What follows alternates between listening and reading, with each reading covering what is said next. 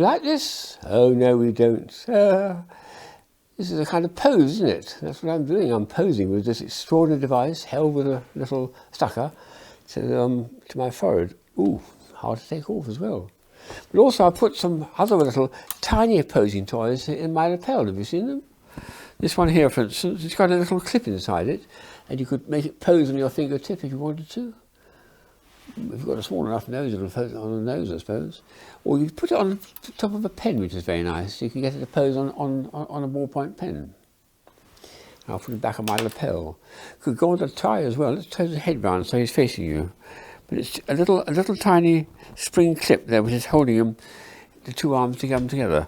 This little creature is ooh, I don't know what it is, a beaver or a coon or something, but it does the same thing. He's got a tiny little spring clip inside his two little paws, and with that he's able to hold on quite firmly to my lapel. So, posing toys are an interesting thing. The most interesting one I've got, I suppose, which I got from many early days, is the one that shows the principle better than any other, I suppose. This one hasn't got any springs in it, but it's got wire going through each of these limbs, the head and the body and the tail, of course. It's got wire going through it, which is called in the cinema trade an armature. And the point is, if I'm trying to animate, I could take a picture like that, move the arm up a tiny bit like that, take another picture, and a bit more, another picture, and so on. And then you get animation when you put the pictures all together in a run. So this will do all sorts of daft things, and you can make it pose in delicious, ridiculous ways. Heads down, heads up. They can actually crawl on the ground. Extraordinary. I mean, it's hugely versatile for making things happen, especially for doing little videos.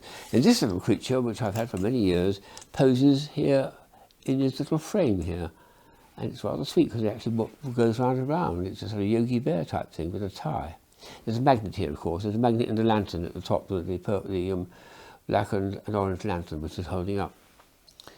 So I've had these for many years in my collection, and then some time back I received a whole range of these wonderful things, each of which is sitting in a scenery, which is lovely. So here's the first one, for instance, which goes with this scene, which is a kind of creature that goes, I think it needs to be in the desert probably, but his arms can be out in amazement, or they can be welcoming you and wanting to shake you by the hand, and his lovely big bushy tail is able to go up and down, and we'll put him in his desert scene to make him welcome you to his desert life and so on.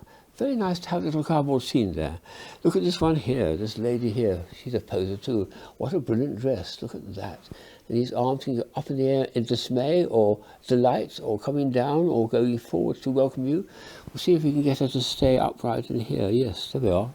She's in her home and she's going to welcome you in the home. So that's nice.